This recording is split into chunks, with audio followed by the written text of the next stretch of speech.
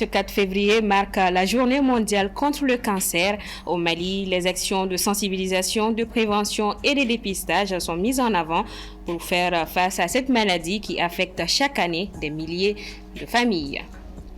L'éducation malienne se digitalise. Une nouvelle application éducative baptisée Kalan vient d'être créée avec l'ambition d'accompagner les élèves et auteurs vers la réussite scolaire et universitaire. Madame Fatmata Yaranangouré, promotrice de la plateforme et auteure du livre Échapper à ma destinée, est l'invitée de ce 1945.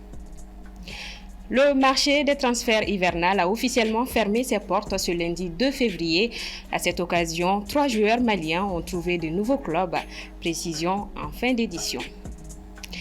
Très heureuse de vous retrouver, mesdames et messieurs, bonsoir. Bienvenue aux informations. Ce 4 février, le monde célèbre la journée mondiale contre le cancer.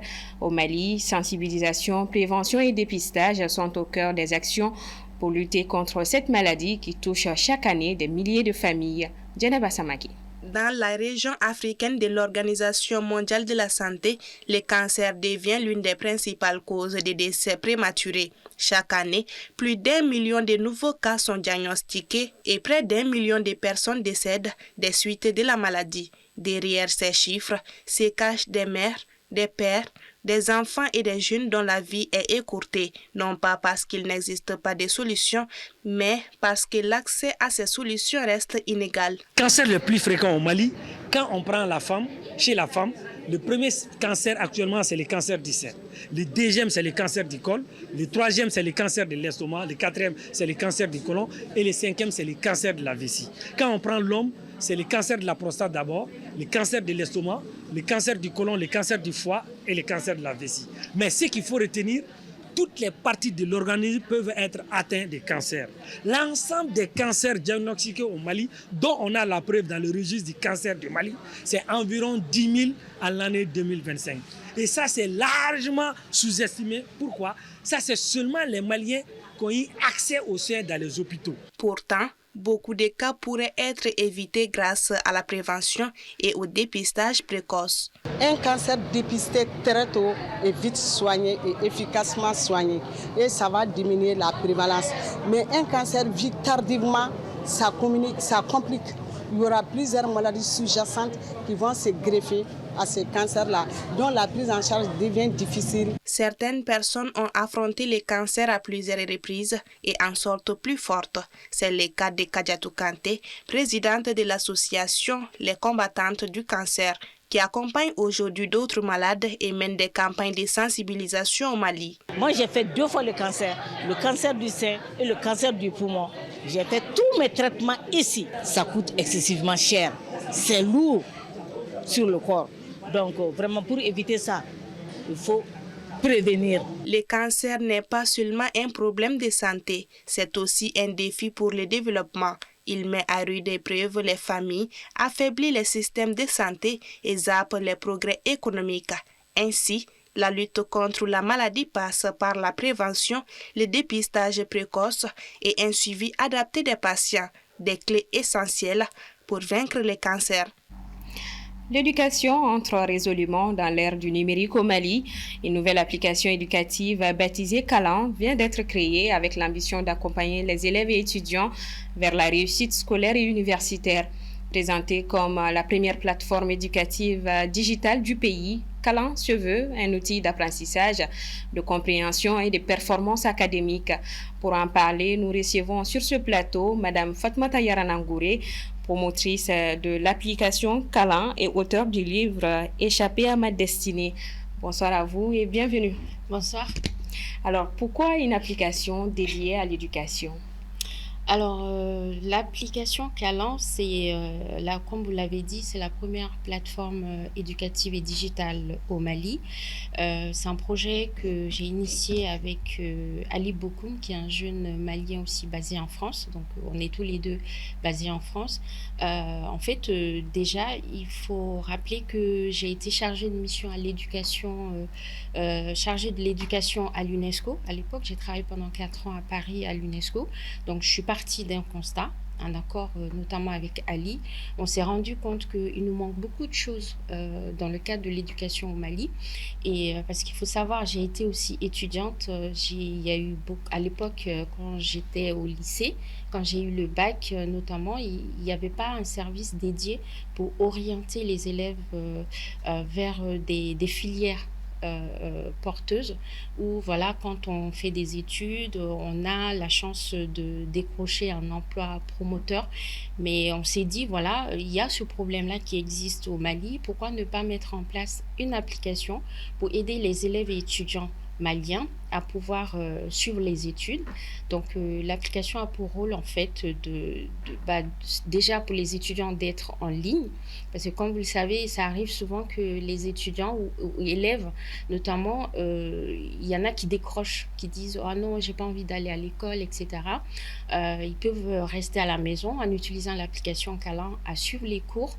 Il y a des enseignants compétents, puisqu'on a fait un tri des meilleurs enseignants qui sont là, qui vont les suivre pendant tout leur parcours scolaire pour les accompagner dans le cadre de la réussite des examens, que ce soit du primaire jusqu'à l'université. Alors, on sait que l'accès au numérique reste un défi au Mali. Comment est-ce que Calan prend-elle en compte les réalités locales? Alors, c'est vrai que Calan, ça vient comme étant un appui pour l'éducation, parce que nous, on ne veut pas remplacer ce que propose l'État. C'est véritablement pour pouvoir accompagner les élèves et étudiants pour renforcer leur capacité d'apprentissage. L'objectif, c'est ça. C'est une application très facile à utiliser. Donc, voilà, dès qu'ils se connectent, ils peuvent tout de suite suivre les cours.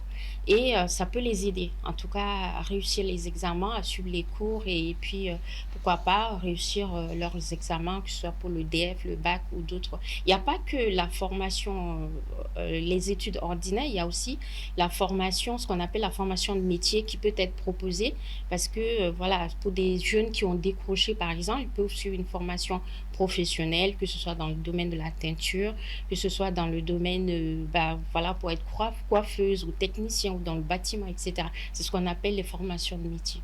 Alors, je l'ai dit, vous êtes également auteur du livre Échappé à ma destinée. De quoi parle-t-on dans ce livre? Alors, j'ai écrit ce livre notamment pour faire passer un message déjà aux familles, à la population malienne et même à toute l'Afrique, parce que le livre, voilà, j'avais fait le lancement à Paris, à l'UNESCO, donc j'avais fait le lancement. Je me suis dit, il était important que je vienne au Mali pour présenter le livre, parce que bon, le livre, il est disponible partout dans le monde, et notamment sur Amazon, etc., sur d'autres plateformes, librairies en ligne notamment. Et donc, je me suis dit, c'est important que j'écrive ce livre, parce que moi, j'ai vécu des choses. Étant une jeune fille, je suis issue du milieu jock. Vous savez, vous connaissez un peu nos coutumes dans le milieu jock en général, les jeunes filles en général. Hein, je pense que maintenant, les mentalités commencent à changer. En tout cas, moi, j'ai grandi ainsi, en sachant que voilà, les jeunes filles ne vont pas véritablement à l'école.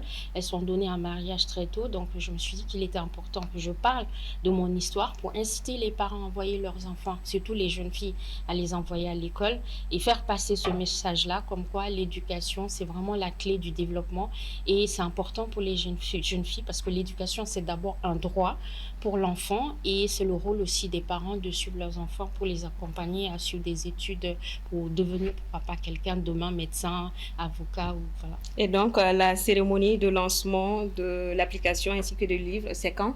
C'est pour le 6 février au Maeva Palace. Donc à 10h, j'invite tous les Maliens à être présents pour ce grand projet. C'est d'abord pour le Mali et aussi voilà, pour les élèves et étudiants, pour les accompagner dans le cadre de leurs études. Et l'application, elle est disponible sur quelle plateforme pour les téléchargements? Bon, c'est disponible sur Android et Apple Store. Donc Google Play, on appelle, je pense. Donc c'est possible de la télécharger directement via ces deux plateformes. Et comme vous le savez, aujourd'hui dans Bamako, l'application Calan un peu sur tous les panneaux publicitaires. Donc j'invite tout le monde à être présent pour le lancement. Merci beaucoup. Merci à vous d'être passé sur notre plateau. Merci de m'avoir reçu. Je rappelle que Calan est une initiative innovante qui place le numérique au service de l'éducation et de la réussite scolaire au Mali. L'application est désormais disponible et téléchargeable sur les plateformes mobiles. Elle vient de le dire. Une nouvelle page s'ouvre donc pour l'apprentissage, la compréhension et la performance académique. Ce journal se poursuit. Plus de 4000 conteneurs vides sont immobilisés au Mali. Cette accumulation silencieuse met sous tension toute la chaîne du commerce extérieur et fragilise l'équilibre logistique avec le port de Dakar, véritable poumon maritime du pays. Derrière ces boîtes d'acier, c'est une question de crédibilité, de coûts et de souveraineté économique qui se joue. Une analyse de Ibrahim Babi. Un chiffre peut parfois résumer une crise. Au Mali, ce chiffre est de 4000. Plus de 4000 conteneurs vides sont aujourd'hui bloqués sur le territoire, selon le communiqué officiel publié le 3 février 2026 par le Conseil malien des chargeurs. Derrière ces boîtes métalliques immobilisées se joue une bataille silencieuse pour la survie logistique du pays.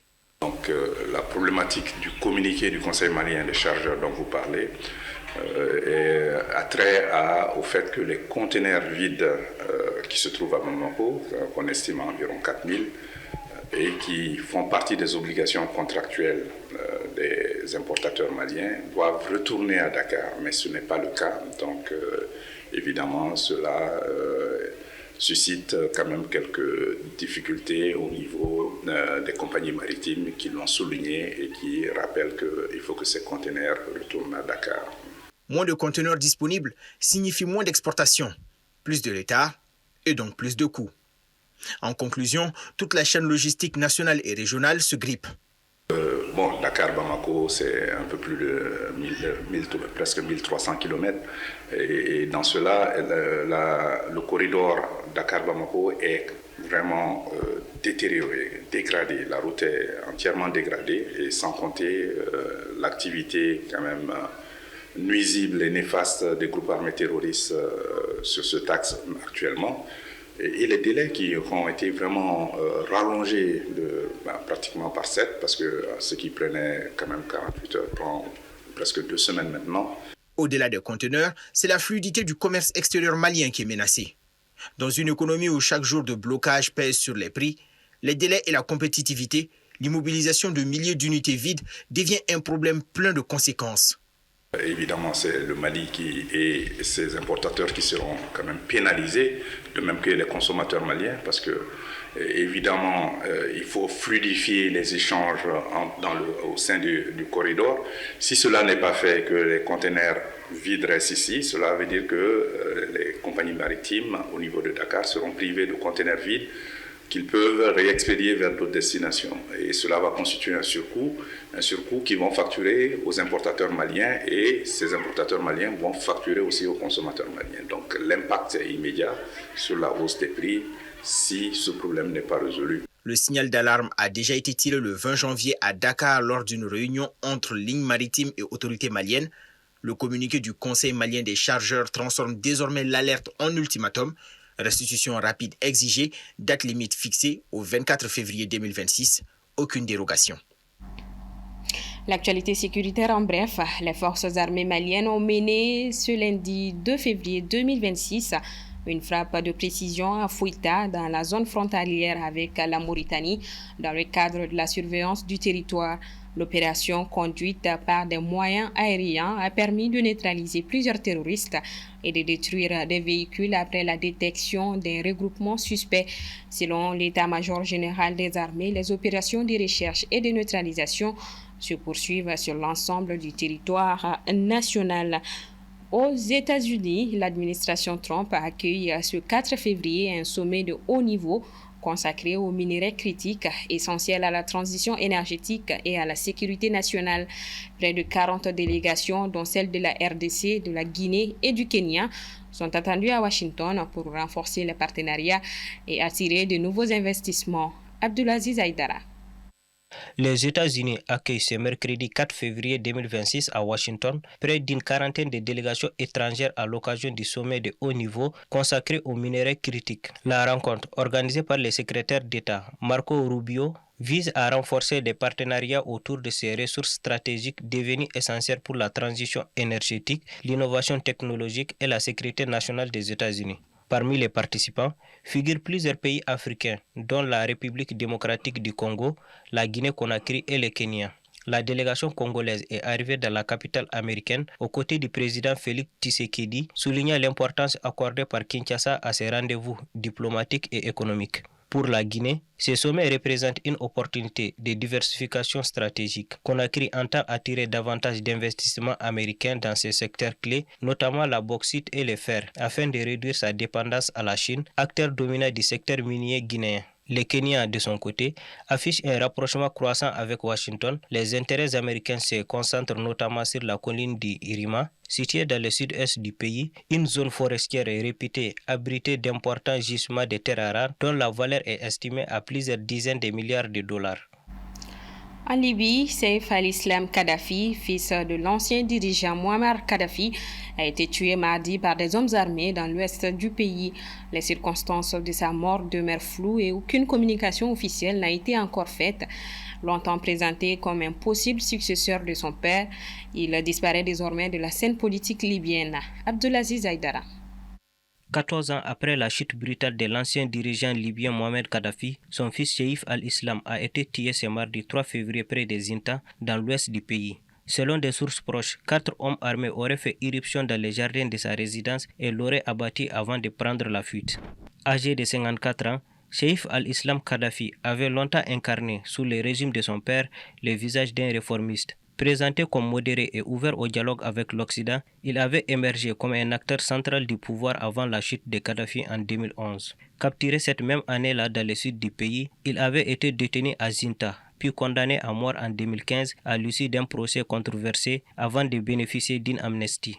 Dès lors, sa localisation exacte reste inconnue. Longtemps perçu comme le successeur naturel de son père avant l'effondrement du régime, Saif al-Islam avait tenté un retour sur la scène politique en déposant sa candidature à l'élection présidentielle de 2021, misant sur le soutien des partisans de l'ancien pouvoir. Une élection qui n'a finalement jamais eu lieu, laissant la Libye dans une impasse politique prolongée. Selon ses proches, des problèmes liés à sa sécurité avaient été signalés ces derniers jours. À ce stade, aucune version officielle n'a été communiquée sur les circonstances de sa mort. Le gouvernement libyen, de son côté, a nié toute implication dans cet assassinat. Un mot de sport. Le mercato hivernal s'est refermé ce 2 février. 3 joueurs maliens ont changé de club à l'issue de cette période de transfert. Il s'agit de Sékou Koné, Amadou Traoré Di Malouda et Salim Diakité. Le point est avec Smaïla Fani. Le mercato hivernal 2026 s'est clôturé avec des mouvements notables chez les joueurs maliens.